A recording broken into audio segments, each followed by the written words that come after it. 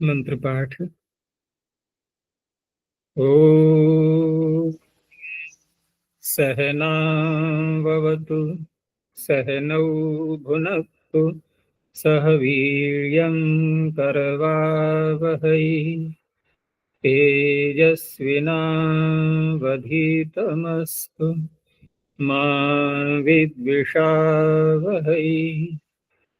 ओम शांति शांति शांति।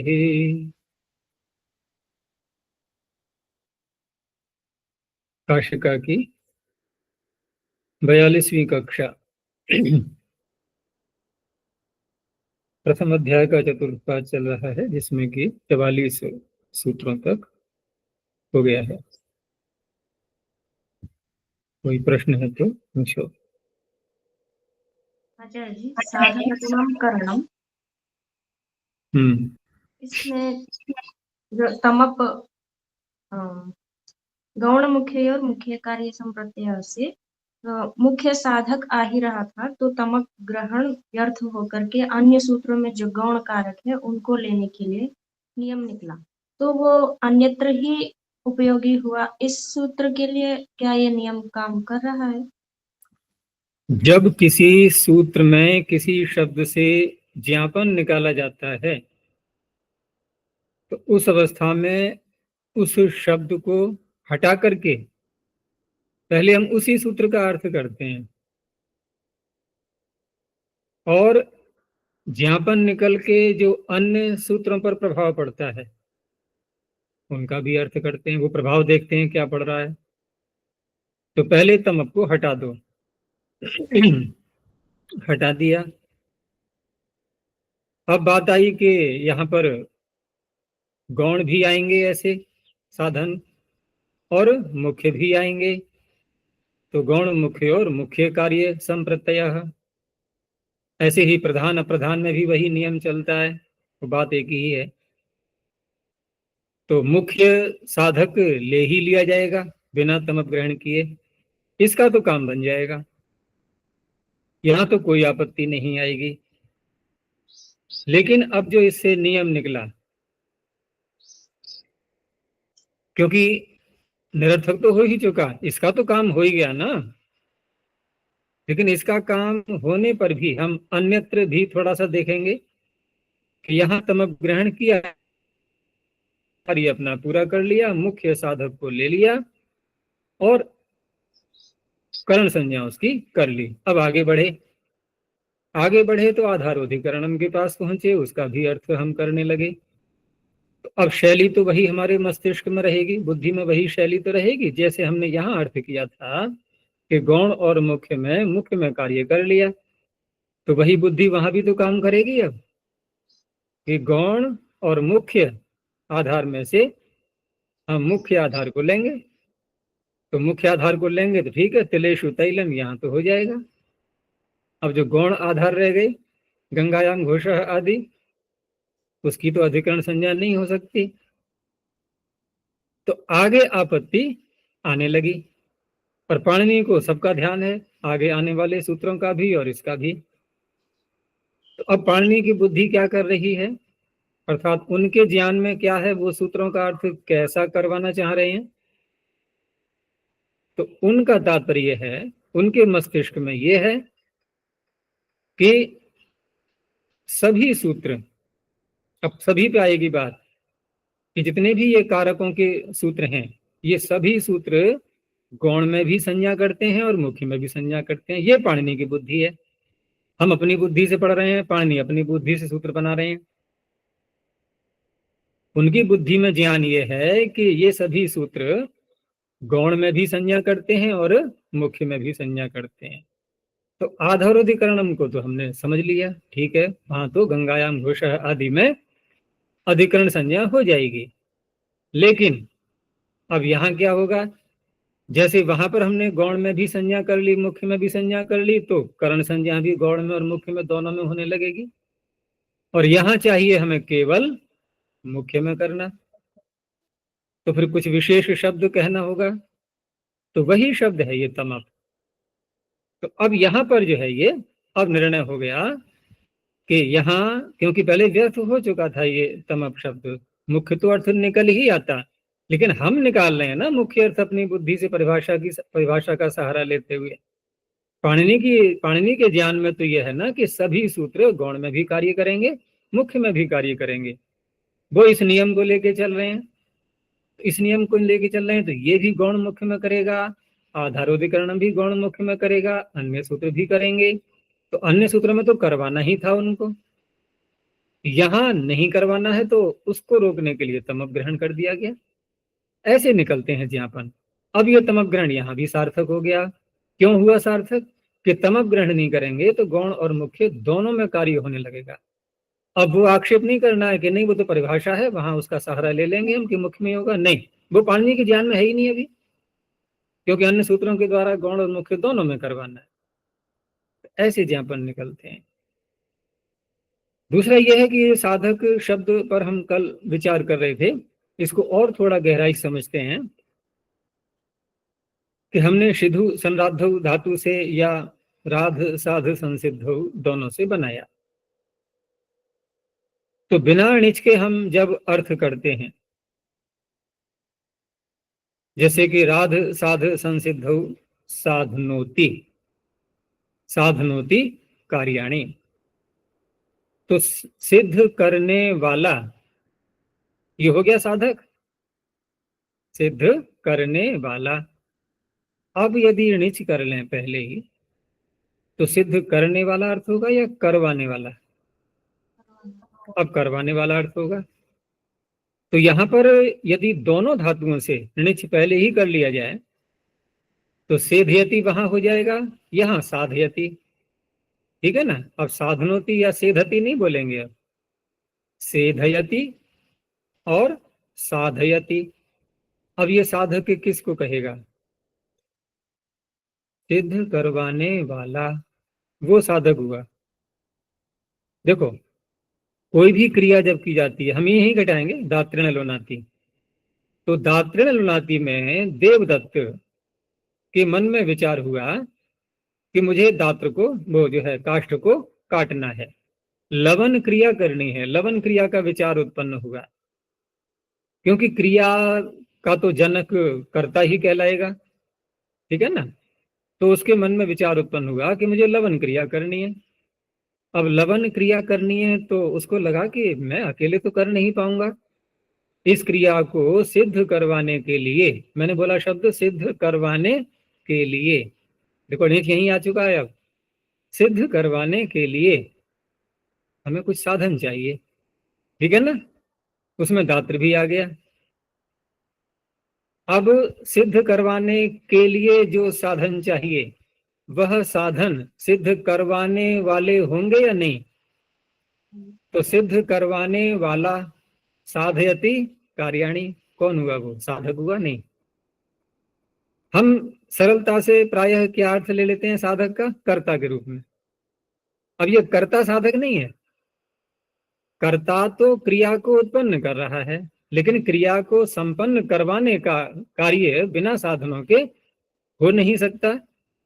तो साधक यानी कि साधन जो है वो अब साधक की भूमिका निभा रहे हैं, लेकिन अनिच प्रत्यय करके साधक है, ध्यान रखना।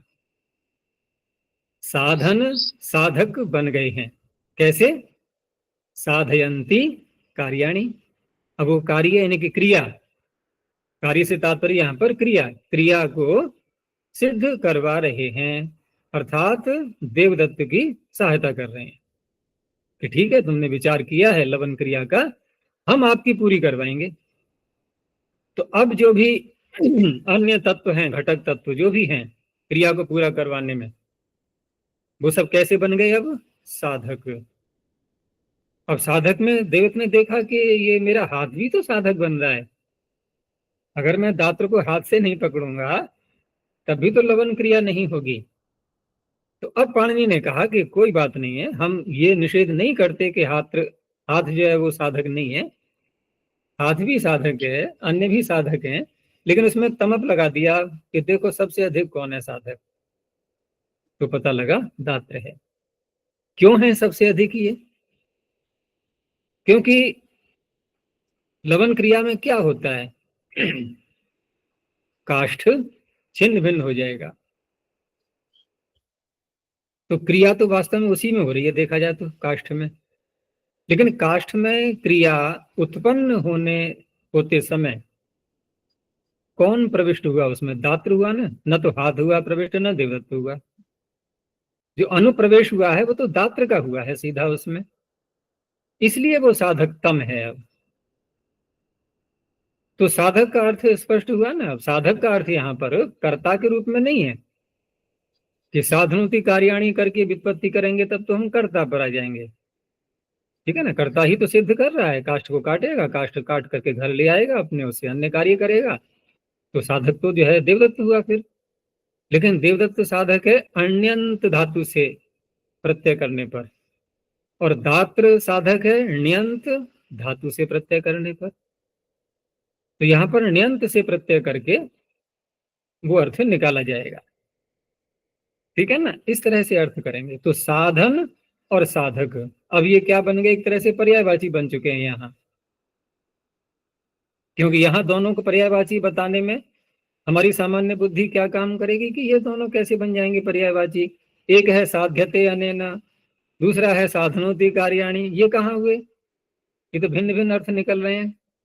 तो साधनोति करेंगे तब तो भिन्न अर्थ निकलेगा ही, लेकिन साधयति कार्याणि और साध्यते अनेन, अब देखो एक ही अर्थ निकला कि नहीं? अभिधेय एक ही बन जाएगा, साध्यते अनेन और साधयति कार्याणि, एक ही बन गया। तो इस तरह से अर्थ निकलेगा इसका। आचार्य जी, जो ये अभी ये नियम कहे थे ना, लेकिन हमने अभी हमने अर्थ किया कि पाणिनि के मस्तिष्क में पहले ही सब में गौण मुख्य दोनों ही लेना है, तो यहाँ पर ऐसा नहीं लेना है, इसलिए तमप ग्रहण किया। तो ये हाँ, व्यर्थ होकर के निकला ये नियम, ऐसा नहीं व्यर्थ है। निकला उस पर जब ये हमने पाणिनि की बुद्धि को नहीं पकड़ा, तब हम्म, पाणिनि की बुद्धि को हम नहीं समझ पाए, हमारे लिए व्यर्थ हो गया ये। क्योंकि हम उसी नियम को मान के चल रहे हैं कि गौरव मुख्य में, हम देखते हैं समाज में मुख्य में कार्य होता है प्राय करके, तो यहाँ भी हम वैसा ही अर्थ करने लगे। लेकिन पाणिनि को तो वैसा अभीष्ट नहीं है, पाणिनि को वैसा अर्थ अभीष्ट नहीं है। तो पाणिनि को ऐसा अर्थ अभीष्ट नहीं है, पता कैसे लगा? तो अपनी बुद्धि से हमने अर्थ करके जो तमक को व्यर्थ किया, उस शब्द से पाणिनि की बुद्धि का पता लगा। तो हमारे लिए वो ज्ञापक है, हमारे लिए ज्ञापक है ना, पाणिनि के लिए नहीं। अगर पाणिनि के लिए वो ज्ञापक हुआ, फिर तो पाणिनि अधिक बुद्धिमान हुए या सूत्र अधिक बुद्धिमान हुए? सूत्र ज्ञापक किसे कहते हैं? जनाने वाला। और पाणिनि के सामने एक ज्ञापक आ गया, अर्थात जनाने वाला आ गया। कौन? सूत्र। सूत्र में आया पद, वो क्या कर रहा है कि पाणिनि को जना रहा है। तो पाणिनि तो सामान्य बन गए ना एक प्रकार से, अब कि सूत्र जना रहे हैं उनको, तो ये संभव नहीं है ऐसा, सूत्र जड़ है। लेकिन हम जब अर्थ पकड़ेंगे तो पाणिनि के कहे शब्दों से ही तो निकालेंगे। हमारे लिए जो अर्थ हमारी बुद्धि में आ रहा है, उसका ज्ञान कौन करा रहा है? ये सूत्र ही तो करा रहे हैं। क्या पाणिनि को भी सूत्र ज्ञान करा रहे थे? उनको तो नहीं करा रहे थे।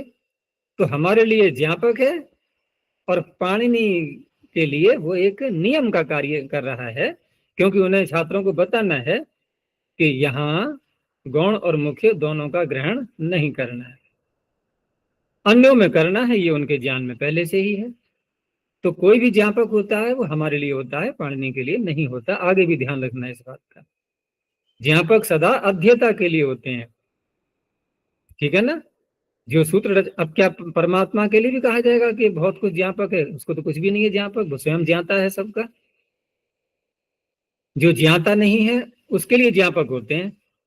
अब हम क्योंकि ज्ञाता नहीं है तभी तो व्याकरण पढ़ रहे हैं, नहीं तो अगर ज्ञाता होते तो क्यों ये सूत्रों में अपनी बुद्धि लगाते? यहाँ क्यों समय यहाँ व्यर्थ नष्ट करते? फिर हमें क्योंकि ज्ञान नहीं है, तो इसलिए हमारे लिए ये सब ज्ञापक बन रहे हैं अभी। ठीक है ना, हमें अर्थ का ज्ञान करा रहे हैं ये पाणिनि के रचित सूत्र, तो हमारे लिए ज्ञापक है, पाणिनि के लिए नहीं। पाणिनि के लिए कोई भी ज्ञापक नहीं होता है, ध्यान रखो। ठीक है ना, उनको पहले से पता है कि क्या क्या अर्थ है, और उसी के अनुसार वो पदों को वहां पर व्यवस्थित करते हैं। उन्होंने तमप यहाँ पर इसीलिए व्यवस्थित किया कि उनके ज्ञान में ऐसा है कि सभी सूत्र गौण में भी कार्य करेंगे। इसी प्रकरण की बात हो रही है और अन्यत्र नहीं।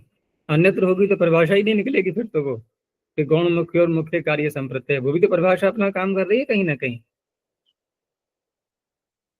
तो इसलिए कहीं परिभाषाओं को अनित्य इसीलिए माना गया है कि परिभाषाएं सर्वत्र नहीं लग पाती हैं, उनका भी एक अपना अपना क्षेत्र होता है अलग अलग। तो आचार्य जी ये जो गौण मुख्य का ये ग्रहण करना है, ये जो पीछे संप्रदान और अपादान हुए थे उनको, वो वहां संभव है गौण मुख्य, या आगे ही जो कारक आएंगे? वहां इतना संदेह नहीं होता है, और अगर संदेह होगा भी तो फिर दूसरी बात यह भी है ना कि कारक जितने भी हैं ये वक्ता की विवक्षा के अधीन भी होते हैं, वक्ता की विवक्षा के अधीन माने गए हैं कि वक्ता। अब इसी वाक्य को ले लो कि दातृण लुनाति, लेकिन वक्ता यहाँ पर हाथ को प्रमुखता देना चाह रहा है। हाथ को प्रमुखता देना चाह रहा है। तो यदि वो ऐसा वाक्य बोल देता है कि देवदत्त हस्तेन काष्ठम लुनाति, तो क्या अशुद्ध कहलाएगा? नहीं, वो दात्र को महत्व नहीं दे रहा है अभी, वो दात्र को महत्व नहीं दे रहा है। ठीक है ना। मान लो देवदत्त के हाथ में कोई कमी आ गई थी, सबको पता था परिवार में कि हाँ थोड़ा हाथ में चोट आ गई है। अचानक किसी ने समाचार दिया कि देवदत्त ने आज लकड़ी काटी है, तो प्रश्न उठेगा, अरे उसने कैसे काट ली, उसके तो हाथ में चोट है। कि नहीं, उसने हाथ से ही काटी है। तो हाथ से काटी है तो अब दात्र वाली बात तो नहीं आ रही है यहाँ पर, तो हाथ ही यहाँ पर कारण बन गया। तो ऐसा नहीं है कि हस्त यहाँ पर गौण है इसलिए यहाँ कार्य नहीं होगा। अगर वक्ता चाह रहा है उसको प्रमुखता देना, वक्ता उसको साधक तम के रूप में ले रहा है अब हस्त के लिए, तो हस्त में भी कर्ण संज्ञा हो जाएगी। तो ये तो एक सार्वजनिक नियम है, सभी को यही बताया जाता है कि जितने भी कारक होते हैं, महाभाष्य में भी यही बताया जाएगा कि वक्ता की विवक्षा के अधीन होते हैं। वो तो नियम सर्वत्र चलता रहेगा, लेकिन सामान्य रूप से जब किसी वाक्य को बोला जाएगा, क्योंकि पाणिनि को क्या पता कि वक्ता के मन में क्या है अभी, वो तो एक सामान्य सी बातें बताएंगे ना सारी। तो उस अवस्था में जब चुनाव करेंगे तो वहां पर दात्र सबसे प्रमुख भूमिका निभा रहा है। जब अन्य भी सारे करण आएंगे वहां दात्र की भूमिका सबसे अधिक रहेगी, वहां कर्ण संज्ञा हो जाएगी।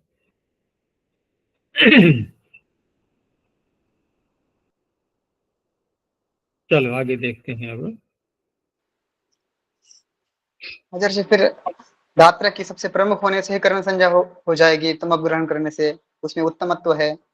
और हस्त में हस्तेन दात्रेण लुनाति, इस वाक्य में फिर नहीं नहीं, हस्त की दोनों नहीं कर्ण होते, संज्ञा होगी ही नहीं। दोनों नहीं होंगे। तुम दोनों बोलना चाह रहे हो ना, दोनों नहीं होंगे, तुम्हें एक ही बोलना है। और वैसे भी व्यवहार में क्या कोई ऐसे बोलता है कि वो देवदत्त हाथ से कुल्हाड़ी से लकड़ी काट रहा है, ऐसे बोलता है कोई? अगर बोलते हुए सुना है तो ठीक है, उस पर भी फिर थोड़ा गंभीरता से विचार करेंगे कि हाँ उसका हल कैसे निकालें। नहीं लोकात् भिद्यते व्याकरणम, लोक से तुम अलग जा रहे हो अब। ठीक है ना, तुमने व्याकरण की आत्मा का हनन किया है यहाँ पर अब। लोक के अनुसार चलो।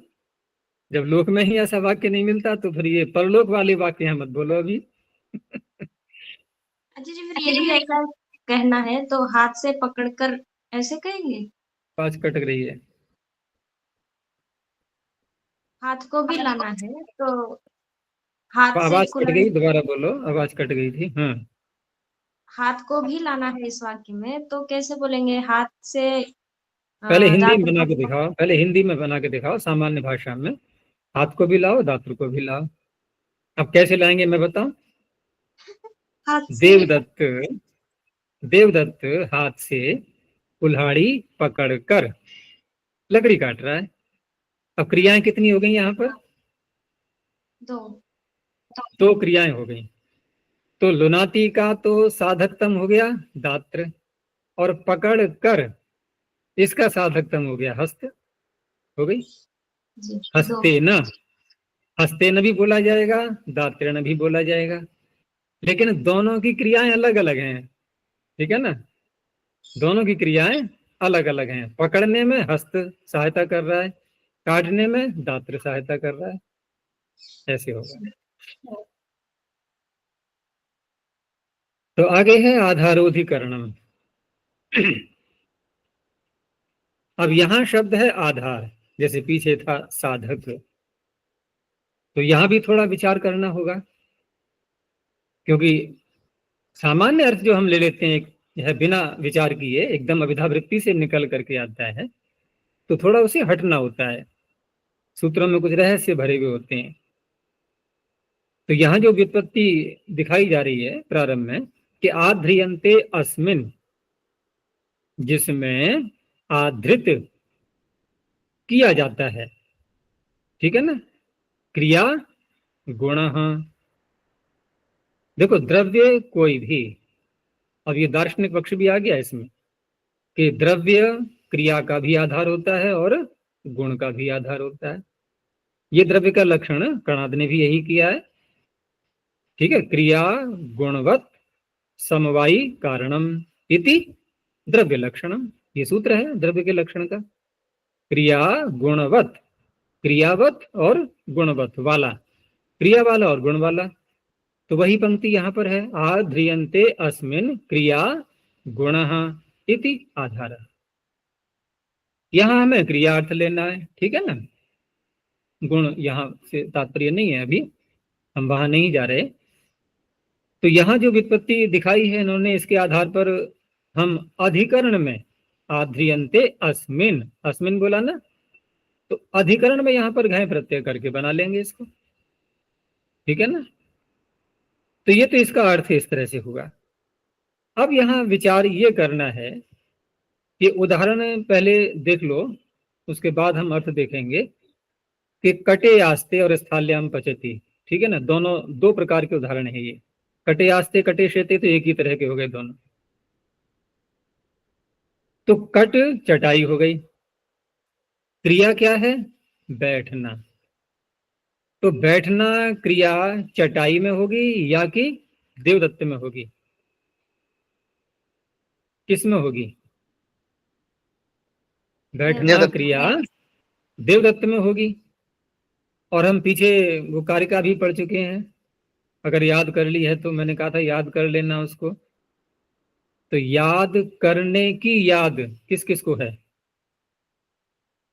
कहना याद करने की याद ही भूल गए हम, तो कारिका कहां से याद हो जाएगी? तो कर्मस्थः पचतेर भावः, कर्मस्था च भिदेह क्रिया, मासासी भावः कर्तृस्थः, कर्तृस्था च गमेह क्रिया। तो यहां पीछे हम ये देख चुके हैं कि क्रियाएं या तो कर्ता में आधृत होती हैं अथवा कर्म में आधृत होती हैं, और तो कहीं है ही नहीं। लेकिन वहां कर्म का अर्थ क्रिया मत ले लेना। कर्मस्थः पचतेर भावः जो है ना, वहां कर्म द्रव्य है। हम वैशेषिक के कर्म में पहुंच गए तो उलझन हो जाएगी कि अभी कहा था कि जिसमें क्रिया और गुण रहते हैं, तो क्रिया का अर्थ कर्म भी तो होता है, प्रणाद क्रिया नहीं बोलते। यद्यपि उन्होंने क्रिया बोला भी है, जैसे क्रिया गुणवत समवायी कारणम। और जब लक्षण करते हैं कर्म का तो वहां कर्म शब्द का प्रयोग किया गया है, यहाँ क्रिया शब्द। तो क्रिया और कर्म दोनों ही है, लेकिन मुख्य वहां पर जो प्रसिद्ध है शब्द वो कर्म शब्द है क्रिया के लिए। तो क्या कह रहा था मैं अभी कि यहाँ जो क्रिया है उसका आधार या तो कर्म होता है, तो कर्म भी यहाँ पर द्रव्य समझना, ठीक है ना, ध्यान रखना। या तो कर्म रूपी द्रव्य होता है अथवा कर्ता होता है। तो हम कह सकते हैं कि कट भी तो यहाँ पर द्रव्य है, कट भी द्रव्य है और देवदत्त भी द्रव्य है। लेकिन विचार करके देखते हैं तो आसन क्रिया, बैठने की क्रिया तो देवदत्त में हो रही है, कटाई चटाई तो नीचे ज्यों की त्यों बिछी हुई है, बस उसमें तो कोई भी हलचल नहीं हुई। हो गया। तो कौन है आधार फिर क्रिया का? प्रश्न ये उठेगा कि आधार कौन हुआ यहाँ क्रिया का? देवदत्त हुआ ना, चटाई तो नहीं हुई, तो देवदत्त की अधिकरण संज्ञा होनी चाहिए। पहली बात। अब दूसरा उदाहरण ले लो, स्थाल्याम पचति। यहां पचन क्रिया स्पष्ट है कि दिव्यत में तो होगी नहीं, दिव्यत नहीं पकेगा, कर्ता वही है, ये कर्तृस्थ क्रिया क्रिया नहीं है, कर्मस्थ है पचतेर भाव है, ठीक है ना। यहाँ कर्मस्थ कर्म में स्थित होगी, कर्म क्या हो सकता है इसका, ओदन ले लो, तो ओदन में पचन क्रिया हो रही है, इस थाली में तो हो नहीं रही, तो दोनों उदाहरण फेल हो गए। अब ये ओदन में आधार संज्ञा उसकी होनी चाहिए, यहाँ प्रथम वाक्य में देवदत्त आधार बनना चाहिए, उसकी अधिकरण संज्ञा, दूसरे उदाहरण में ओदन आधार बनना चाहिए, उसकी अधिकरण संज्ञा, तो ये तो सारा उलट पुलट हो रहा है। तो अब अर्थ अब समझ में आएगा। अब देखो पंक्ति अर्थ की, कि कर्तृकर्मणों हो, इन्होंने पहले कर्ता और कर्म को ही लिया है, क्योंकि कर्ता और कर्म में ही क्रिया होती है, ठीक है ना, आधार वही है। तो कर्तृकर्मणो हो क्रियाश्रय भूतयो हो, ये इसका विशेषण हो गया। क्रिया क्रिया के जो आश्रय रूप बने हुए हैं, कैसे कर्ता और कर्म, जो क्रिया के आश्रय बने हुए हैं। यहां तक बात सही हो गई नहीं? क्रिया के आश्रय कौन है, कर्ता और कर्म। ऐसे कर्ता और कर्म का, देखो षष्ठी है यहाँ, कर्तृकर्मणो हो, ऐसे कर्ता और कर्म जो कि क्रिया के आश्रय हैं, ऐसे कर्ता और कर्म की, कर्म का धारण क्रिया के प्रति जो आधार है, धारण क्रियां प्रति यह आधार है। तो कर्ता और कर्म तो हो गई क्रिया के आश्रय, आश्रय भी आधार ही होता है, उसका निषेध नहीं कर रही है, लेकिन अब उनका भी आधार देखना है। तो कर्ता, जैसे कटे आस्ते में देवदत्त आसन क्रिया का आश्रय हो गया, लेकिन उस देवदत्त का जो कि आश्रय है आसन क्रिया का, उसका आधार कौन है, उसका आधार कट है, ये आधार लेना है। तो ये आधार देखो सूत्र के शब्द से बिल्कुल भी नहीं निकला, और अगर हम सामान्य ऐसे ही अभिधा वृत्ति से और व्युत्पत्ति कर भी ली हमने, आध्रियन्ते अस्मिन् क्रिया गुणः, तो हो गया काम, फिर तो कुछ नहीं होने वाला, ठीक है ना। किसी छात्र को कितना ही समझाओ, जब कुछ भी समझ में नहीं आती है तो अध्यापक को थोड़ा रोष में आगे क्या बोलता है, भाई इसका कुछ नहीं होने वाला। इसका कुछ नहीं हो सकता, कितना ही समझाओ समझ में ही नहीं आता, ठीक है ना, हार मान जाता है वो। तो यहाँ भी यदि हम उस परिभाषा का सहारा नहीं लेंगे, किसका, जहां से परिभाषाएं प्रारंभ होती हैं, जहां से परिभाषाएं नहीं, जहां से परिभाषाएं प्रारंभ होती हैं, पहली परिभाषा व्याख्यान तो विशेष प्रतिपत्ति नहीं संदेहाद लक्षण, तो विशेष प्रतिपत्ति ऐसे कहते हैं, व्याख्यान ये हुआ, ठीक है ना। अब तक हम क्या कर रहे सूत्रों का व्याख्यान नहीं कर रहे थे। तो कहीं आध्रियन्ते अस्मिन् क्रिया गुणः, ये दोनों शब्द, ये तो आधार का सामान्य अर्थ हो गया, और सामान्य अर्थ कोई गलत नहीं है ये। इस सामान्य अर्थ से कौन बना आधार, तो कर्ता और कर्म ही तो बना। लेकिन व्याख्या में उन्होंने दो शब्दों का प्रयोग किया है, एक में आश्रय बोला है और एक में आधार बोला है। लेकिन आश्रय आधार वैसे तो एक ही है देखा जाए तो, लेकिन हम सीधा यदि आधार का अर्थ कर्ता और कर्म ले लेंगे तो यहां पर ये संगति नहीं बैठेगी। तो हमें आधार तो ठीक है, आधार में तो व्युत्पत्ति में कोई अंतर नहीं आएगा, लेकिन वो आध्रियन्ते जो कहा जा रहा है ना, कि आधृत जिसमें क्रिया और गुण हैं वो आधार है, इसमें कोई आपत्ति नहीं है। और इसका अर्थ निकला आश्रय, इसका अर्थ निकला आश्रय, जिसको उन्होंने आश्रय शब्द से कहा है। क्योंकि यहाँ विचार करो कि आध्रियन्ते अस्मिन् क्रिया, यहाँ क्रिया को ले लो, गुण को अभी छोड़ो। तो क्रिया किस में आधृत है, तो कर्मस्थः पचतेर भावः, कार्य का सामने आ रही है नहीं आ रही है। और ये भी कह रहे हैं आगे, स्वीकार कर रहे हैं ना कि कर्तृकर्मणो हो, कैसे, क्रियाश्रय भूतयो हो, जो क्रिया के आश्रय बने हुए हैं। तो क्रिया का आश्रय ही तो क्रिया का आधार होता है, क्रिया का आश्रय जो है वही क्रिया का आधार होता है। लेकिन हमें अब यहाँ नहीं रुकना है, हमें क्रिया के आश्रय का आश्रय चाहिए, उसको आधार शब्द से बोल दिया, वहां जाके घटेगा ये। क्योंकि देवदत्त असमर्थ है, वो आसन क्रिया तो करना चाह रहा है, बैठना चाह रहा है, सोना चाह रहा है, लेकिन उससे ये कह दिया गया कि देखो तुम्हें चटाई नहीं मिलेगी और तुम्हें बिस्तर भी नहीं मिलेगा, अब करो ये क्रिया, कैसे करोगे? अब ये मत कहना कि भूमि में बैठ जाएगा वो, फिर हम कहेंगे भूमि भी नहीं मिलेगी, बैठो कैसे बैठोगे? हैं, चलो लेकिन तुम्हें पृथ्वी नहीं मिलेगी चलने के लिए, चलो कैसे चलोगे? ठीक है ना? तो आश्रय को भी एक आश्रय चाहिए अब, ठीक है ना? अब उसको और थोड़ा आगे बढ़ा दो कि देवदत्त का क्रिया का आधार हो गया आचार्य देवदत्त, रुको अभी, देवदत्त का आधार हो गया कट, तो कट का भी तो कोई आधार होगा, कि पृथ्वी, पृथ्वी का भी तो कोई आधार होगा। तो परमात्मा क्या है? सर्वाधार, तो सबसे बड़ा अधिकरण तो वही है, ठीक है ना? आधारों का भी जो आधार है। तो यहाँ तो हम लंबी श्रृंखला से पहुंचे हैं, ठीक है ना, परंपरा से होते होते, लेकिन यहाँ भी हमें थोड़ा परंपरा आगे बढ़ाना है, एक कदम, आधार का आधार। तो ये यहाँ पर है कट, तो ये तो हो गया कर्तृस्थ क्रिया का, जो कर्तृस्थ क्रिया है ना, उसमें कर्ता का आधार, और स्थाल्याम में कर्मस्थ क्रिया का जो कर्म है अर्थात ओदन, वो उसका आधार है। ओदन स्थाली में रह करके पक रहा है, वैसे नहीं पक सकता था वो, है देवदत्त से कहा कि चावल पकाओ लेकिन स्थाली मत लेना, कैसे पका लेगा वो? हाथ में लेकर के तो अग्नि के ऊपर हाथ रख नहीं देगा कि हाथ में चावल रख लिए और अग्नि पे हाथ रख दिया, स्थाली चाहिए उसको। अच्छा जी, तो यहाँ ये पे इसका गुण को तात्पर्य। साइड में, गुण को तो छोड़ दिए, यहाँ गुण का अर्थ क्या हुआ?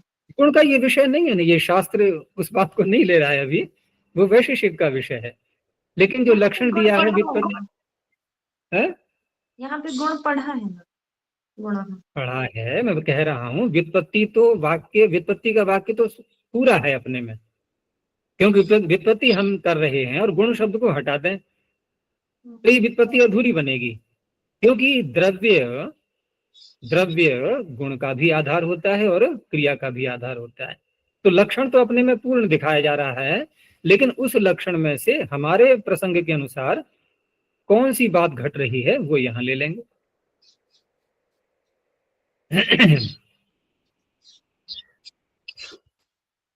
तो कटे आस्ते कटे शेते स्थाल्याम पचती, एक कर्ता का उदाहरण दिखा दिया, एक कर्म का दिखा दिया।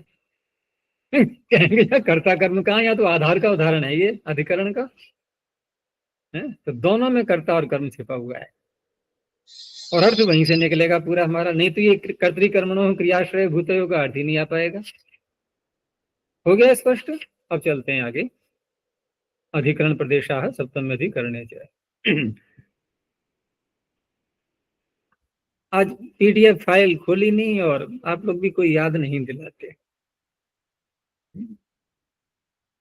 उसको भी साथ में रखना चाहिए। तो ये सूत्र हमने देखा था अभी, आधि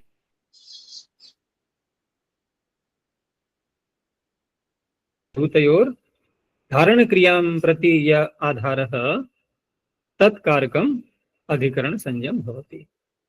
तो कट आस्ते, यहाँ कटे में एकार को अयादेश होकर के यकार का लोप हो गया है, कटे शेते स्थाल्याम पचति। ठीक है, अब आगे देखते हैं। तो आगे यहाँ सूत्र आया अधिशिंग स्थासाम कर्म। अब ये कोई समस्या नहीं है, पीछे के विषय को ध्यान में रखते हुए हमें सारी वही बातें देखनी है, केवल एक अपवाद के रूप में इसको लेना है। अब तो धातु यहाँ पर चार आ गई, तीन, और अधि क्योंकि प्रारंभ में दे दिया है तो वो सबके साथ जुड़ जाएगा। तो पूर्वेण अधिकरण संज्ञायाम प्राप्तायाम, ठीक है, कर्म संज्ञा विधीयते, वो तो अधिकरण संज्ञा कर ही रहा था, और अधिकरण संज्ञा होगी उसी आधार पर, कर्ता और कर्म का आधार, ये सर्वत्र घटाते जाना। तो अधिपूर्वाणाम शींग स्था आस, इत्यतेषाम आधार। अब देखो यहाँ एक सूत्रों का अर्थ करते समय, सूत्रों का अर्थ करते समय तो ऐसा ही लगेगा कि ये तो सीधा क्रिया के आधार को ले रहे हैं। अब है देखो वाक्य, अधिपूर्वाणाम शींग स्था आस, और स्पष्ट कर दिया इत्यतेषाम, इनका जो आधार है। तो इनका यदि आधार है तो जो पीछे हमने अब तक चर्चा की वो इसमें संगत हो जाएगी कि कर्ता और कर्म का आधार, ये कहाँ घटेगा फिर ऐसे। तो अब वैसे ही समझ लेना है, ठीक है ना। तो क्या समझेंगे हम कि अधिपूर्वक शींग और स्था आस का जब प्रयोग करेंगे उस अवस्था में बताओ शी धातु कर्मस्थ क्रिया है या कर्तृस्थ क्रिया है। अब तो बहुत जल्दी समझ में आ जाएगा। कर्तृस्थ। कैसी? कर्तृस्थ। स्था कैसी है? ये भी कर्तृस्थ। कर्तृस्थ। आस कैसी है? ये भी, तीनों कर्तृस्थ हैं। तो फिर कर्ता का आधार ढूंढना है हमें अब, ठीक है ना। कर्ता का आधार, और देखो वही घटेगा। तो इत्यतेषाम आधारो यत् कारकम तत्कर्म संज्ञम भवति। तो ग्रामम अधिशेते। अब शयन क्रिया का आधार देवदत्त, देवदत्त का आधार ग्राम, पीछे क्या था? कट। तो यहाँ देखो अब ये विवक्षा के अधीन हो गए नहीं हो गए? क्या देवदत्त ग्राम में सोएगा या खाट पे सोएगा? घाट पर ही। तो नहीं कहना चाह रहा है वक्ता खाट को, उसने पूरे ग्राम को ही आधार बना दिया, क्योंकि वो खाट है तो ग्राम के अंदर ही। जैसे हम परमात्मा तक पहुंचे थे ना सर्वाधार बनाते हुए, तो देवत्व का आधार खाट हो गई, खाट का आधार ग्राम हो गया। अब और पहुंचो, फिर वहीं पहुंचेंगे सर्वाधार पे। ऐसे ही ग्रामम अधितिष्ठति। अब ग्राम में कैसे बैठ जाए? ग्राम क्या किसी कुर्सी का नाम है क्या? तो कुर्सी पे बैठा हो या चारपाई पर बैठा हो, वो है तो ग्राम के अंदर ही, ऐसे आधार हो गया। तो यहाँ पर कर्म संज्ञा की जा रही है, बस यही तात्पर्य है। पर्वतम अध्यास से, पर्वत पर बैठा हुआ है, तो अधि लगा है सबके साथ में। अगला अभिनिविशस्य। यहाँ दो उपसर्ग धातु एक है, पीछे एक उपसर्ग तीन धातुएं थी। तो अभिनि पूर्वस्य विशतेर आधारो, यहाँ भी वैसा ही अर्थ करना है। तो विष कर्मस्थ क्रिया है या कर्तृस्थ क्रिया है? ये भी कर्तृस्थ है, यद्यपि कर्मस्थ भी हो सकती है, लेकिन यहाँ पर कर्तृस्थ रूप में ले लेंगे। तो विशतेर आधारो यत्तस्कारकम कर्म संज्ञम भवति। तो ग्रामम अभिनिविशते, ग्राम में प्रवेश कर रहा है। तो उस अवस्था में देवदत्त क्रिया का आश्रय हुआ और उसका आधार बना ग्राम, उसकी कर्म संज्ञा हो गई।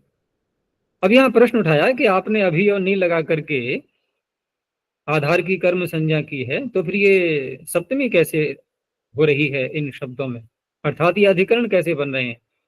कथम कल्याणे अभिनिवेश। देखो अभी नी लगा हुआ है और कल्याण अधिकरण है ये। पापे अभिनिवेश, पाप भी अधिकरण बन गया। और एक वाक्य दिया, या संज्ञा यस्मिन यस्मिन संजीनी अभिनिविशते, यहाँ भी अभी नहीं लगा हुआ है। तो यस्मिन यस्मिन संजीनी, ये सब आधार कैसे बन गए, वो अधिकरण कैसे बन गए? ये प्रश्न उठाया इन तीनों में। ये तीनों सूत्र के अर्थ के विपरीत जा रहे हैं। तो उत्तर दिया कि अन्य तरस्याम इति वर्तते। यहाँ हम अन्य तरस्याम को ले आएंगे। कहाँ से लाएंगे? तो पीछे से पकड़ा, ढूंढते ढूंढते मिल गया। परिक्रयणे संप्रदानम अन्य तरस्याम इत्यतः, यहाँ से ले आएंगे। कोई बहुत पीछे तो नहीं जाना है हमें।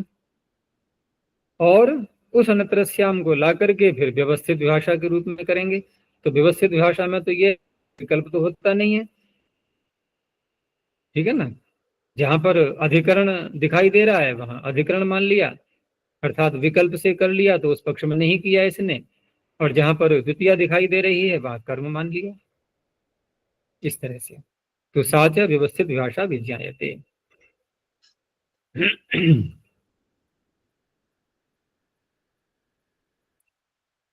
और आगे उपान वध्यांग वसह। उप अनु अधि आंग, चार उपसर्ग एक साथ, धातु एक है। इत्येवं पूर्वस्य वसते कारकम कर्म संज्ञम भवति। ये भी देखो कर्तृस्थ क्रिया ही है, देखा जाए तो कर्मस्थ भी बना सकते हैं वैसे।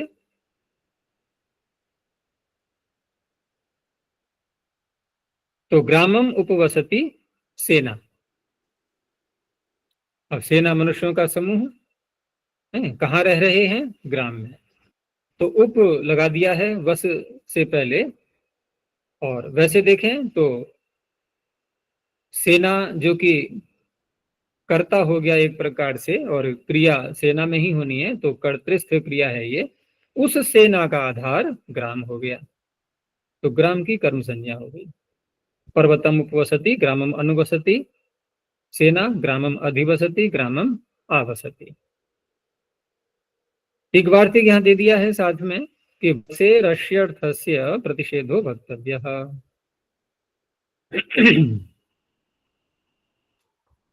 वसे रस्यर्थस्य, वस धातु ली इन्होंने, यहीं पर कह रहे हैं इस सूत्र में जो आपने वस धातु पढ़ी हुई है, तो इसमें यदि अश्यर्थ, अश्यर्थ का तात्पर्य यहाँ लेना है, अश धातु आती है अश भोजन, भोजन अर्थ में, तो यदि हम इसका सीधा अर्थ करें कि अश धातु का अर्थ, तो क्या हुआ? भोजन करना। लेकिन ये अर्थ का अर्थ वो नहीं है जो हम कर रहे हैं, वो तो अनर्थ हो जाएगा। यहाँ अर्थ का अर्थ है यहाँ पर भोजन न करना, बिल्कुल उल्टा हो गया। अर्थ शब्द यहाँ पर निवृत्ति अर्थ में लिया है व्याख्याकारों ने, ठीक है ना। अर्थ का तात्पर्य निवृत्ति। देखो स्वयं काशिकाकार ने भी कहा है भोजन निवृत्तिम करोति, और व्यवहार में बोलते ही हैं कि आज मेरा उपवास है, ठीक है ना। तो उपवास है तो कोई कहेगा अच्छा आप आज किसी के समीप में दिन भर रहने वाले हैं लगता है। तब वो समझाएगा कि वसे रस्य अर्थ से ये भोजन निवृत्ति अर्थ वाले का मैं प्रयोग कर रहा हूँ, बस धातु का। अब बस धातु का ये भोजन निवृत्ति अर्थ कैसे है? तो वो तो फिर वही बात आएगी कि अनेक अर्थाः धातु जब प्रयोग हो रहा है तो माना जाएगा वो अर्थ उसका। और यौगिक अर्थ ही कोई करना चाहता है तो कोई बात नहीं, वो भी घट जाएगा कि हम भोजन के समीप में तो हैं लेकिन मुख में नहीं डाल रहे हैं उसको। बस उसके निकट तक तो पहुंच सकते हैं, कोई समस्या नहीं उसमें, अंदर प्रवेश नहीं कराना है उसका, ठीक है ना। बस उपवास ही करना है, उसके समीप में तो रहना है।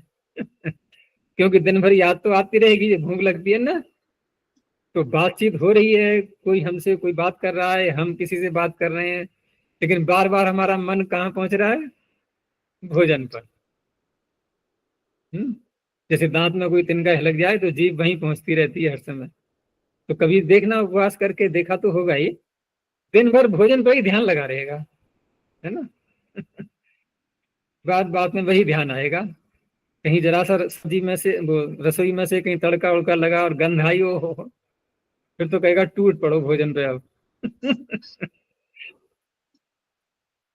तो अक्षरशक का आपको प्रतिषेध करना है, अर्थात भोजन निवृत्ति अर्थ में यदि प्रयोग करेंगे तो अधिकरण संज्ञा ही रहेगी ग्रामे उपवसति, ग्राम में रह करके वो उपवास कर रहा है, भोजन नहीं कर रहा है। भोजन निवृत्तिम करोति, ये पूरा हो गया अधिकरण संज्ञा का। ये क्रम से चल रहे हैं। अब तक हमने कितने कारक पूरे कर लिए? पहले प्रारंभ कहाँ से किया था? अपादान, फिर संप्रदान, संप्रदान के बाद फिर करण, करण, करण हो गया, फिर अधिकरण हो गया, करण के पीछे अधि और लगा दिया। अब आ गए कर्म पर। तो ये कौन सी संज्ञा हुई? पांचवी। अब एक ही तो शेष रह गई है जो कि स्वतंत्र है बिल्कुल, ठीक है ना, उसको बाद में लेंगे। तो कर्तु रीप्सित तमम कर्म, एक तम अब हमने पीछे देखा, एक फिर आ गया यहाँ पर, अब ठीक है ना, एक फिर आ गया। तो फिर आ गया तो अब तो यहाँ पर हम सरलता से इसको समझ सकते हैं, क्योंकि पाणिनि सूत्रों का अर्थ कैसे करना चाह रहे थे वो, गौण में भी और मुख्य में भी। तो दो स्थानों पर तम मिल गया हमें, तो वहां हमने मुख्य ले लिया तो यहाँ भी मुख्य लेंगे अब। ठीक है।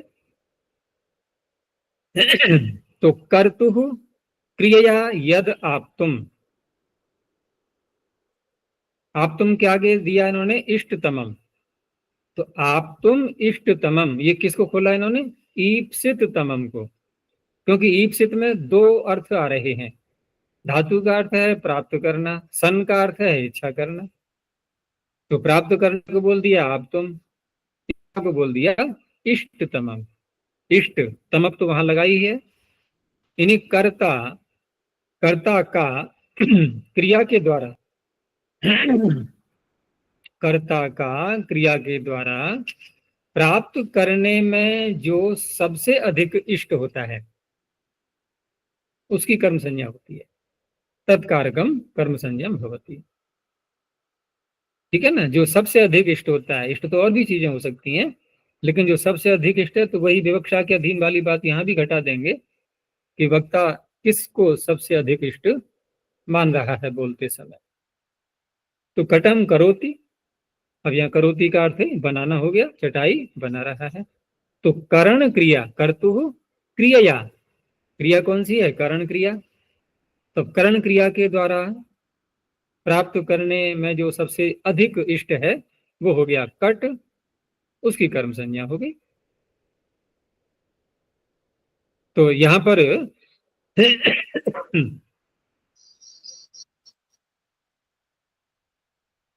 यहाँ जो ईप्सित शब्द है ये, तो ईप्सित में निष्ठा प्रत्यय भूतकाल में मत करना। ईप्सित का तात्पर्य यहाँ पर ये नहीं जिसको चाह लिया गया है, आगे चाहा जाएगा या वर्तमान में चाह रहे हैं या पीछे चाहा गया है, सर्वत्र घट जाएगा। कोई काल का यहाँ पर बंधन नहीं है। और ऐसे स्थलों पर जहाँ निष्ठा प्रत्यय एक सामान्य वर्तमान काल में जब करते हैं, तो उसमें सूत्र जो है ना, मति बुद्धि पूजार्थे भ्रष्ट, ये बहुत व्यापक बना करके इससे वो उक्ता प्रत्यय वर्तमान में करते हैं। अब वर्तमान में जब प्रत्यय करेंगे तो वो ईप्सित है किसका? तो कर्ता का हुआ। तो कर्ता में षष्ठी करने के लिए हम कर्तृकर्मणो कृति सूत्र बोलते हैं नहीं, कि ईप्सित तमम कस्य कर्तुः। तो कर्ता, कर्ता ही तो है उसका, ईप्सा का कर्ता, ईप्सा का कर्ता ही तो है। यहाँ कर्तृ शब्द में जो षष्ठी आई है वो कर्ता के कर्ता में षष्ठी है। अब उलझन मत पड़ जाना कि कर्ता में षष्ठी कर्ता में है। कर्ता में षष्ठी कर्तृ शब्द में है, अर्थात कर्ता में है। तो उस षष्ठी का जो है यहाँ पर, वो षष्ठी करने वाला वहां कर्ता में षष्ठी भी करते हैं जब, तो समास उसका नहीं होता है उस अवस्था में। तो अलग करके लिख दिया है उसको। अब यहाँ पर पद प्रयोजन में हमने जैसे कहा कि ईप्सित तम, अब देखो उदाहरण यहाँ पर प्रत्युदाहरण में कि कर्तुरीति किम, कि कर्ता का ईप्सित तम कहा आपने, लेकिन हम जो वाक्य आगे देखेंगे तो वहां पर कर्ता का ईप्सित तम नहीं है वो। जैसे माशेषु अश्वम बधनाति, कर्ता देवदत्त हो गया और माशों में अश्व को बांध रहा है। तो यहाँ पर अश्व बंधन क्रिया का इष्टतम कौन है? ईप्सितम कौन है? अश्व। तो अश्व कर्म हो गया। तो यहाँ आक्षेप क्या उठाया जा रहा है कि यदि कर्ता शब्द नहीं कहा जाए, इसमें कर्तुः नहीं कहा जाए, तो उस अवस्था में फिर कर्ता का ईप्सितम तो अर्थ नहीं निकलेगा, वो ईप्सितम किसी का भी हो। तो ठीक है, यहाँ पर अश्व है ईप्सितम कर्ता का, और माश है ईप्सितम अश्व का। क्यों बांध रहा है अश्व माश में? तो यहाँ बांध रहे हैं और ये खाता रहेगा अपने धीरे धीरे। जैसे घास अधिक है तो गाय या पशु अन्य कोई बांध देते हैं, वो चरती रहती है वहां पर, रस्सी को थोड़ा लंबा कर देते हैं जैसे अधिक एरिया की घास ले पाए वो। तो अश्व को कहाँ बांध दिया उसने? अलग से काट करके न खिला करके, जो माश के वृक्ष हैं, खेती है जहां पर, सीधा वहीं जाके बांध दिया, वो चरता रहेगा। इसलिए वहां पर तो उसका तो अश्व का तो ईप्सितम माश हुआ ना, तो माश ईप्सित तम तो है, लेकिन कर्म का है, वो कर्ता का नहीं है।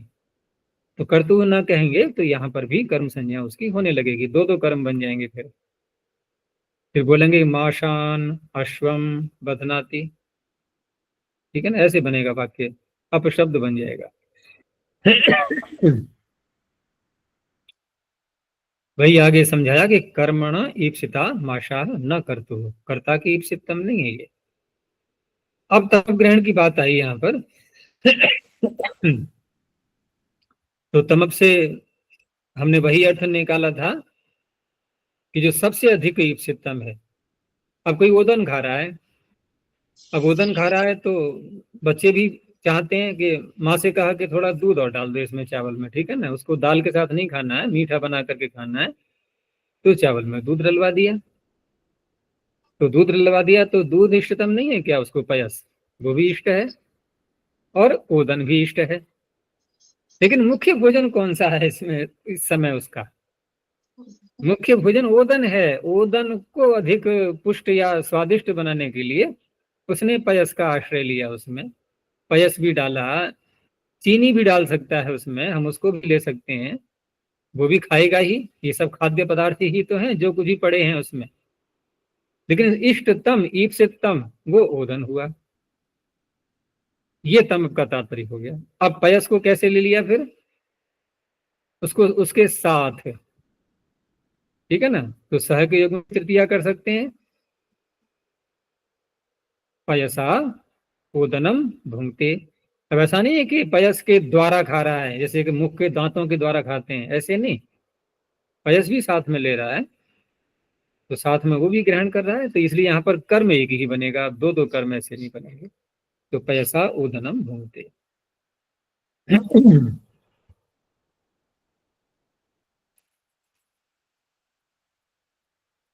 अब यहाँ प्रश्न ये उठाया कि ये कर्म शब्द आपने सूत्र में पढ़ा है, जबकि अभी पीछे पीछे ही बात हुई थी, वहां सूत्र आया था अधिशिंग स्थासाम कर्म, ठीक है ना, अधिगण संज्ञा के प्रकरण में, तो वहां से अनुवृत्ति ला सकते थे। तो कर्म इति अनुवर्तमाने पुनः कर्म ग्रहणम आधार निवृत्त्यर्थम, कि ठीक है आपका कहना, हम कर्म ला सकते थे, लेकिन उस कर्म के साथ में एक शब्द और जुड़ा हुआ था, आधार। आधार की ही तो कर्म संज्ञा हो रही थी वहां पर, तो वो आधार भी साथ में आ जाएगा, ठीक है ना। तो उस आधार को हटाना था हमें, इसलिए शुद्ध कर्म अलग से फिर बोल दिया। तो आधार निवृत्त्यर्थम इतर्था आधारस्यैव ही स्यात्, तो आधार की ही कर्म संज्ञा होती तो ये जो वाक्य है गेहम प्रविशति इति है, ओदनम पचति, या नहीं गेहम प्रविशति इति, तो गेहम प्रविशति में तो हो जाता, गेहम प्रविशति में यहाँ तो कर्म संज्ञा हो जाती। क्यों, प्रवेश क्रिया का, प्रवेश क्रिया का आश्रय तो देवदत्ती ही हुआ, ठीक है ना, वो देवदत्ती ही हुआ, और उसका आधार फिर कौन हुआ, उसका आधार हुआ गेह, तो गेह में तो कर्म संज्ञा होकर के द्वितीया कर लेंगे, वहां तो हो जाता है। लेकिन हमें ओदनम पचती सक्तून पिबती यहां करना है, तो ओदनम पचती में क्रिया तो कर्मस्थ है ये पच, लेकिन उसका आधार यहाँ ओदन, ओदन का आधार देखना है ना हमें, तो ओदन का आधार अब नहीं ढूंढना है हमें। जैसे पीछे गेह को हमने आधार मान करके कर्म बनाया था उसको, लेकिन यहाँ तो ओदन आधार नहीं है, आधार का तात्पर्य वैसे ही लेना है हमें, कर्मस्थ क्रिया जो कि कर्म में स्थित है उस कर्म का आधार। उदन तो स्वयं कर्म बन रहा है ना, यहाँ पर उदन तो स्वयं कर्म बन रहा है, हमें उसका आधार देखना था, तो वो यहाँ पर नहीं है, तो यहाँ पर ये कर्म संज्ञा नहीं कर पाता फिर ये, इसलिए कर्म शब्द दोबारा लिया है, क्योंकि आधार के साथ में ही जुड़ा रहता है फिर वो। ऐसे ही सक्तून पिबती इत्यादिषु न स्यात् पुनः कर्म ग्रहणात् सर्वत्र सिद्धम भवति, अब सर्वत्र सिद्ध हो जाएगा। कर्म प्रदेशाः कर्मणि द्वितीया इत्येवम् आदयः। आगे अब यहाँ जो कर्म संज्ञा हुई है, तो स्पष्ट कहा गया कि ईप्सित तम होना चाहिए। अगला सूत्र कह रहा है अनीप्सितम। तो अब प्रश्न ये उठेगा तुरंत ही, दोनों सूत्रों को एक बार में देखते हुए, कि उधर कह रहे हैं ईप्सित होना चाहिए, इधर कह रहे हैं अनिश्चित होना चाहिए। तो प्रश्न ये आएगा, बचा क्या फिर? जब आपको सर्वत्र करना ही था तो ये विशेषण लगाया ही क्यों? ठीक है ना, विशेषण लगाया ही क्यों? फिर तो कोई भी आवश्यकता नहीं है जब सर्वत्र करना ही है तो, क्योंकि इनके अतिरिक्त और रह क्या गया? आपने ईप्सित भी ले लिया, अनिश्चित भी ले लिया, तो क्या बचा और? अब बताओ। कुछ भी नहीं बचा। लेकिन वहां ईप्सित तम है, वो भी ध्यान रखना है, थोड़ा तो अंतर है ही। और दूसरा यहाँ अनिश्चित जो है ना, ये भी दो प्रकार का होता है। अनिश्चित जिसको कहा जा रहा है यहाँ पर, तथा युक्तम चानीप्सितम, ये भी दो प्रकार का होता है, अभी बताएंगे। तो ये न प्रकारेण, अब पिछली बात को दोहरा रहे हैं पहले, कि ये न प्रकारेण कर्तुः ईप्सित तमम क्रियया युज्यते। ये तो पीछे की बात होगी कि जिस प्रकार से कर्ता का जो ईप्सितम पदार्थ होता है वह क्रिया के साथ जुड़ता है। ठीक है ना, जैसे पीछे आया था कटम करोति, तेनैव चेत प्रकारेण। क्रिया तो वही की जा रही है, क्रिया तो वैसी ही की जा रही है। तेनैव चेत प्रकारेण यद अनीप्सितम युक्तम भवति, जिसको हमने नहीं चाहा है और उससे भी यदि संबंध जुड़ जाता है, हम बिना चाहे हुए उससे संबद्ध हो जाते हैं, तस्य कर्म संज्ञा विधीयते, उसकी कर्म संज्ञा की जा रही है। हमारा वो उद्देश्य नहीं होता है, हमारा वो अभीष्ट नहीं है। और अनिश्चित का अर्थ किया कि ईप्सिताद अन्यत सर्वम अनिश्चितम, ईप्सित से भिन्न जो कुछ भी है वो सारा ही अनिश्चित है। अब वो सारा ही अनिश्चित दो तरह से हम उसको मानेंगे। एक तो होता है कि जिससे हम द्वेष करते हैं, जो कि स्पष्ट ही होगा कि अनिश्चित है ये, ठीक है ना, द्वेष करने योग्य द्वेष्यम। और उससे भिन्न हमें ना राग है ना द्वेष है, ठीक है ना, यूं ही कहते हैं ना, यूं ही। इस रास्ते में जा रहे हैं और कोई वृक्ष आया थोड़ा सा, तो चंचलता होती ही है, विशेषकर बच्चों के अंदर, और कभी कभी बड़ों में भी जाती है, बड़े ही बच्चे बन जाते हैं। तो वृक्ष के पत्ते पर हाथ ही मार दिया, बस छू लिया उसको यूं ही। कोई विशेष उद्देश्य था क्या? कुछ नहीं, बस हाथ चल रहे हैं, थोड़ा सा और थोड़ा लंबा हाथ कर दिया तो वृक्ष का पत्ता भी छू लिया। तो क्या है यहाँ पर, क्या अभिष्ट था वो? नहीं, बस यूं ही। तो यूं ही वाली चीज है यहाँ पर इतरच्च। उदाहरण भी ऐसे देखो, दो प्रकार के आ रहे हैं, जैसे विषम भक्ष्यति, तो कहा जाएगा कि ये बहुत ईप्सितम था इसलिए खा रहा है विष को? नहीं, अनीप्सित होते हुए भी ग्रहण कर रहा है। अब यहाँ दो तरह से ले सकते हैं इसको। यदि वो धोखे से खा रहा है, भोजन में किसी ने मिला दिया और वो खा रहा है, तो उस अवस्था में ये वाक्य बनेगा ही कैसे फिर? भूतकाल में भले ही बोल दो, अगर विषम भक्षयति ये कोई वाक्य बोल रहा है वर्तमान काल में, तो खाने देगा क्या उसको वो? भूतकाल में कह सकते हैं इसने विष खा लिया। तो अगर जान करके खा रहा है आत्महत्या करने के लिए, तब भी उसको विष इष्ट नहीं था, उसको इष्ट था, मृत्यु इष्ट थी उसके लिए। है ऐसे ही चौरान पश्यति, अब चोरों को देख रहा है। अब चोरों को भी दो तरह से देख सकते हैं, भाई जा रहे हैं रास्ते में चोर आ गए तो दिखाई दे ही जाएंगे। एक ऐसा है कि चोर आ रहे हैं और दरवाजा थोड़ा सा खोल करके उनको देख रहा है और ये सोचा है जब निकट आएंगे तुरंत ही मैं अंदर से दरवाजा बंद कर लूंगा। फिर एक ऐसे देख रहा है, लेकिन जैसे भी देख रहा है वो उसको अभीप्सित नहीं है, ठीक है ना, ईप्सित तम नहीं है उसके लिए वो। तो ये उदाहरण हो गए द्वेष्यम वाले। इतरच्च का दे दिया, ग्रामम गच्छन वृक्ष मूलानि उपसर्पति, कोई जा तो रहा है ग्राम, रास्ते में वृक्ष आया, कोई उसके मूल में तने में हाथ लगा दिया ऐसे ही, वृक्ष मूलानि उपसर्पति।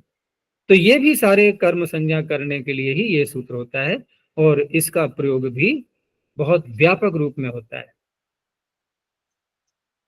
ठीक है ना, इधर उधर जो है चलते समय भी देखो ना, पैरों से प्राय करके छोटे बच्चे बड़े तो खैर कंकड़ों से बच के चलते हैं, कोई चीज पड़ेगी बच्चे जो है जान करके उस पर पैर रखेंगे, ठीक है ना। जान करके पैर रखेंगे। तो दो प्रकार के तो कर्म हमने यहां देख लिए, ईप्सित भी ले लिया और अनीप्सित भी ले लिया। अब एक और प्रकार का रह गया, वो ऐसा कर्म है कि यहाँ पर जिसको कहा गया है अकथित। तो अकथितम च,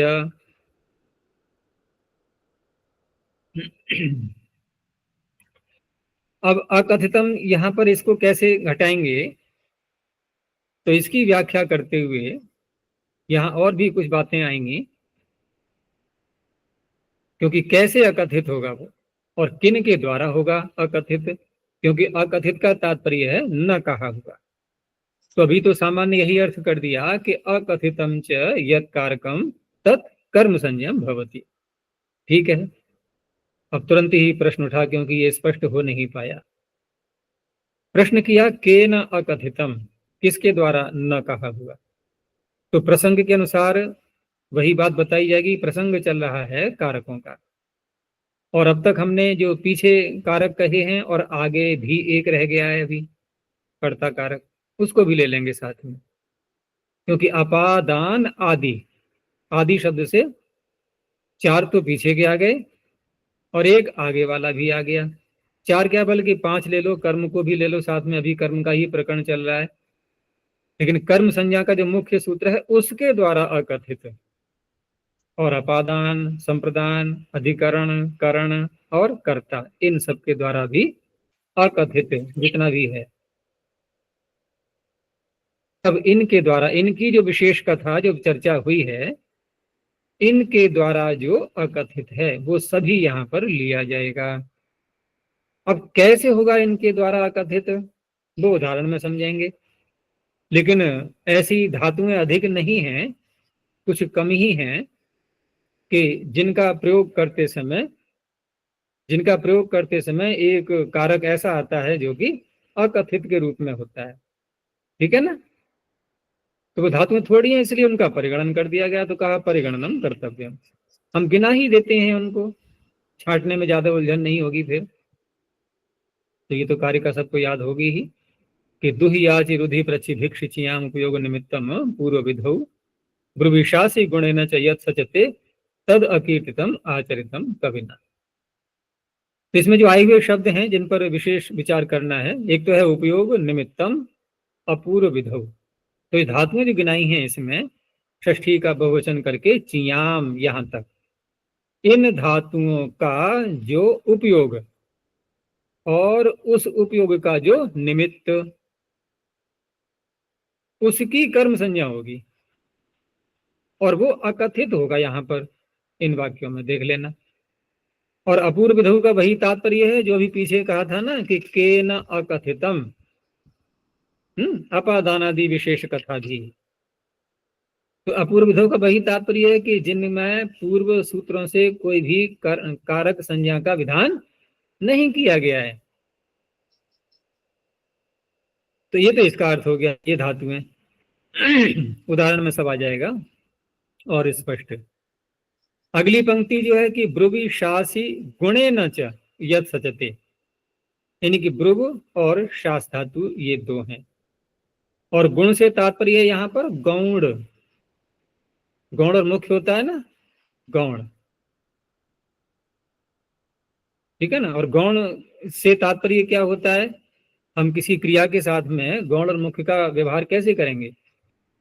तो क्रिया होती है मुख्य, क्रिया होती है मुख्य और अर्थ होता है उसका गौण। बड़ी विचित्र बात लग रही होगी सुनने में, क्रिया होती है मुख्य और उसका अर्थ होता है गौण। जैसे ब्रू को ही ले लें तो ब्रू का अर्थ बोलना, कहना, ये तो हो गया मुख्य। लेकिन जो बात बोली जा रही है, जो शब्द बोला जा रहा है, ठीक है ना, वो हो गया गौण। तो गुण से तात्पर्य यहां पर उसका जो अर्थ है। तो ब्रुविशासी गुणेन, उस अर्थ से जो संबद्ध होता है, उदाहरण में और घटाएंगे इसके लिए, शच समवाय भ्रुविशासी गुणेन च यत् सचते। तो पीछे का उपयोग निमित्तम और गुणेन च यत् सचते, ये दोनों को कहा तद अकीर्तितम कविना आचरितम। इनको कवि ने, पाणिनि ने अकीर्तित कहा है। तो सूत्र में जो अकथित शब्द है उसी का पर्यायवाची है ये अकीर्तित, अर्थात इनके विषय में चर्चा अभी नहीं की है। तो अकथित कह लो या अकीर्तित, एक ही बात हो गई। उनकी कर्म संज्ञा ये करेगा सूत्र। अब इसकी व्याख्या देखो कारिका की। पहले उपयोग शब्द का ही अर्थ किया कि उपयुज्यत इति उपयोगः, जिसका उपयोग किया जाता है, जिसका उपयोग किया जाता है। जैसे दुह को ध्यान में रखते हुए पहले बोल रहे हैं कि दुह का अर्थ क्या है? दूध निकालना, दोहना। तो दोहने में उपयुज्यत इति उपयोगः, जिसका उपयोग किया जाता है, दोहन क्रिया करके जो पदार्थ निकल रहा है उसका उपयोग ही तो होगा दूध का। तो वो तो हो गया पयः प्रभृति। उपयुज्यत इति उपयोगः पयः प्रभृति। अब ये पयः प्रभृति कह करके अन्य क्रियाओं के साथ भी जोड़ लेना। जिस याच धातु का उपयोग हाँ क्या है? जो धन मांगा जा रहा है उस धन का क्या होगा उपयोग? भोजन मांगना, धन मांगना, वस्त्र मांगना, कुछ भी सही है। रुद्ध धातु का, वहां उसका उपयोग क्या होगा कि जिसको रोका जा रहा है, ठीक है ना, उसका भी कोई उपयोग करना है। इन सब में ऐसे ही घटाएंगे अलग अलग करके। तो इन सब पदार्थों का जो पयः प्रवृत्ति है, इनका तस्य निमित्तम। अब इनका निमित्त देखो कौन है। पयस का तो उपयोग किया जाएगा, ये तो हो गया उपयोग। और इसका निमित्त कौन है? इसका कारण कौन है? कहां से निकला दूध? गाय से। तो तस्य निमित्तम गवादी, ठीक है ना, ये हो गए सारे उपयोग। याच के साथ घटाएंगे तो धन का निमित्त, भाई किसी धनी से धन मांगा जा रहा है, माता पिता से मांगा जा रहा है, ये सब क्या हो गए? उसके निमित्त हो गए, ठीक है ना। तो इन निमित्तों की कर्म संज्ञा करेगा ये इस सूत्र का कार्य है। क्योंकि इन निमित्तों की अन्य कोई कारक संज्ञा पिछले सूत्रों से हो नहीं पा रही है, ये अकथित आ रहे हैं। क्योंकि पयः दोग्धी ये तो बन गया वाक्य, लेकिन गो को हम किस रूप में लें? अब इसकी कौन सी संज्ञा करें? तो ये हो गया अकथित। तो कोई भी सूत्र यहां फिट नहीं बैठ रहा है। तो तस्य उपयोज्यमान पयः प्रभृति निमित्तस्य गवादेः कर्म संज्ञा विधीयते। अब इसमें पयः प्रभृति कह करके अन्य शब्दों को भी ले लेना है, अन्य धातुओं से जो अर्थ निकल रहे हैं उपयोग। और गवादी में हम गव, गो हो गया, धनपति हो गया, किसी से प्रश्न पूछा तो जिससे पूछ रहे हैं वो हो गया, ये सारे आ जाएंगे इसमें। इन सब की कर्म संज्ञा इससे विहित की जा रही है। अब उदाहरण देखो कि पाणिना कांस्य पात्र्याम गाम दोग्धी पयः। एक लंबा वाक्य दिया इन्होंने, बहुत सारी चीजें दिखाई इसमें। और यहां पर जो उदाहरण बनेगा मुख्य रूप से वो क्या है? गाम। गो को यहां पर कर्म इस सूत्र से बनाया गया। पयः तो मुख्य कर्म है, ये तो पीछे से हो जाएगा कर्तृ से तमम कर्म। तो यहां हम कारिका के अनुसार घटाएं तो उपयोग निमित्तम, उपयोग कौन है? पयस। उपयोजित उपयोग है, उसका निमित्त कौन है? गो। और अपूर्व विधि इसलिए है कि उस गो की अन्य कोई संज्ञा यहाँ पर नहीं की जा रही है, उसकी कर्म संज्ञा हो गई। बाकी कान से पात्री और पाणी ये अलग हो गए। लेकिन यहाँ पर जो उन्होंने लंबा वाक्य दिया है वो इसलिए दिया है कि इसमें एक प्रश्न भी साथ में उठाएंगे ये। वो प्रश्न आगे है कि पाण्यादिकम अपि उपयोग निमित्तम। अरे दूध निकालते समय दूध का उपयोग तो करेंगे ही, लेकिन क्या हाथ से दूध निकाल रहे हैं तो हाथ का उपयोग नहीं हो रहा है? पानी आदि का भी तो उपयोग हो रहा है। जिस पात्र में दूध लिया जा रहा है उस पात्र का भी उपयोग हो रहा है। आपने इनको क्यों छोड़ दिया? इनको क्यों छोड़ दिया? तो क्या उत्तर होगा? आगे मत देखो, अभी क्या उत्तर होगा। दूध तो ये भाई ये अपूर्व विधि नहीं है, इनकी तो पूर्व विधि कर दी गई है, ठीक है ना। किसी को साधकतम और किसी को अधिक आधार ये मानते हुए इनकी तो विधि हो चुकी है, तो वहां क्यों इसको अकथित बोला जाएगा? अकथित कहाँ है ये? तो वही कह रहे हैं, तस्य कस्मान न होती, उत्तर दिया नई तस्ति विहिता ही तत्र करणादि संज्ञा। आपकी शंका ही गलत है, वहां तो करणादि संज्ञा कर दी गई हैं। तदर्थम आह, उसी के लिए कहा है कारिका में अपूर्व विधौ इति। अब दूसरी पंक्ति को ले रहे हैं, ब्रुवि शासी गुणेन च यत् सचते। तो ब्रुवि शास्योर गुण, ब्रुवि और शास का गुण लिया यहां पर।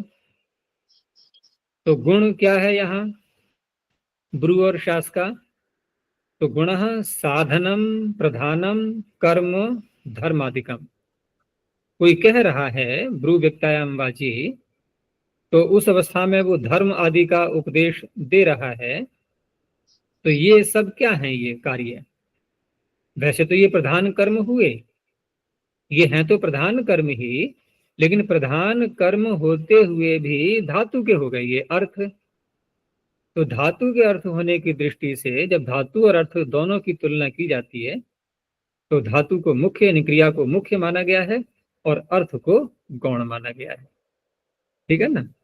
और वैसे भी जो मुख्य इसलिए भी है कि वो अर्थ छिपा तो उस क्रिया में ही है, वो धातु में ही है, उसी में छिपा हुआ है।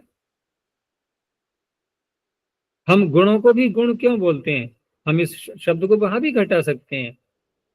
द्रव्य गुण का आश्रय होता है, तो गुण को गुण क्यों कहा आपने?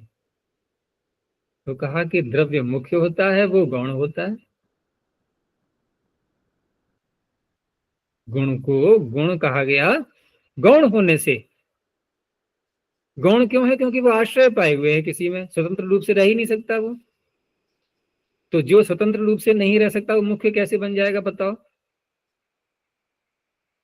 हम सत्व रजस और तमस को क्या कहते हैं? इनको भी गुण कहते हैं ना, त्रिगुण। त्रिगुण कहते हैं नहीं इनके लिए कि प्रकृति ये सारे संसार के पदार्थ ये कैसे हैं? त्रिगुणात्मक, तीन गुणों से बने हुए। कौन से तीन गुण? सत्व रजस तमस।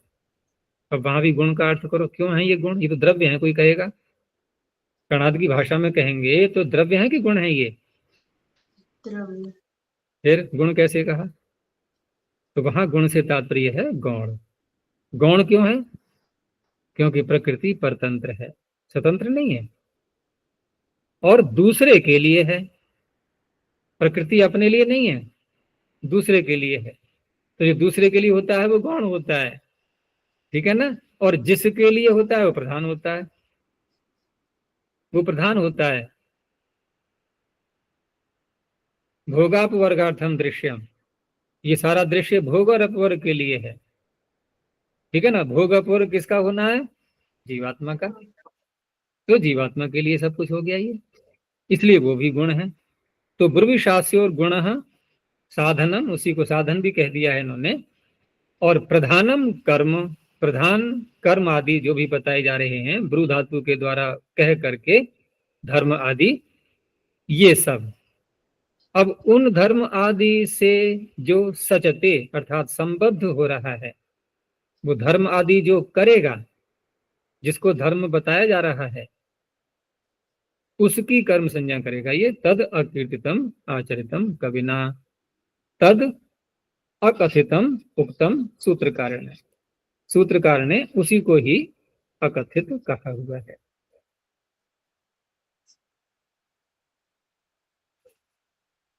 अब उदाहरण इन्होंने अन्य धातुओं के दे दिए सबके, जो ये तो अर्थ बता दिया कारिका का एक एक करके। जैसे दुही गाम दो भी पया, तो गो की कर्म संज्ञा हो गई। याच का याचते, यहाँ पौरव ये हो गया अकथित। रुध में गाम अवरुण भी ब्रजम, यहाँ पर फिर गाम हो गया, नहीं ब्रज, यहाँ ब्रज होगा क्योंकि मुख्य तो ब्रज है, उसको मुख्य तो ग्राम है, ग्राम को रोक, ग्राम में नहीं, ब्रज गाय को तो रोकना है लेकिन ब्रज में रोकना है। तो गांव में तो कर्म संज्ञा कर्तरीप से हो जाएगी और ब्रज में इससे हो गई। प्रश्न का दिया माणवकम पंथानम पृच्छति, तो यहाँ पर भी पंथा जो है मार्ग ये मुख्य कर्म हो गया और माणवक हो गया अकथित। भिक्ष में भी ऐसे ही है, पौरवम गाम भिक्षते, तो यहाँ पर कौन है अकथित? पौरव। कौरव हो गए। चेका वृक्षम अवचिनोति फलानी, तो यहाँ पर कौन हो गया? वृक्ष। वृक्ष हो गया अकथित। और ब्रू धातु का ब्रुवी माणवकम धर्मम ब्रूते, तो माणवक को धर्म बता रहा है, तो धर्म तो मुख्य हो ही गया और उससे जो संबद्ध है वो है माणवक, तो माणवक हो गया अकथित। ऐसे ही शास्त्र में भी माणवकम धर्मम अनुशास्ति, यहाँ पर भी माणवक अकथित हो गया। तो इस प्रकार से सब में घटा लेंगे यहाँ पर। तो इस तरह से हमने देखा कि 3 प्रकार के कर्म हमने अब तक देख लिए, ठीक है ना। 3 प्रकार के कर्म कौन कौन से?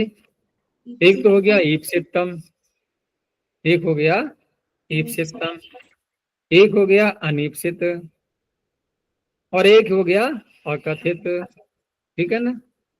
और जो आगे एक और रह गया उसकी चर्चा सबकी मिला करके अब कल को करेंगे, समय अधिक हो गया है, इतना ही रखते हैं।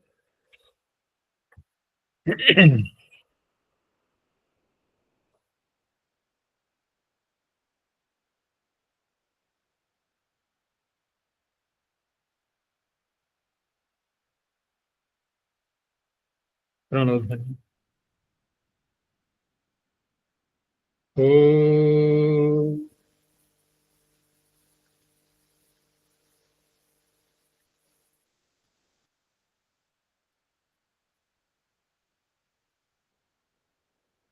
ओम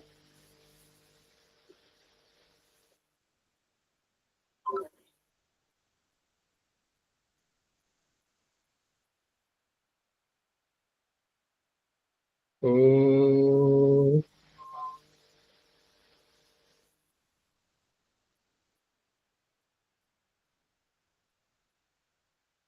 शांति शांति शांति।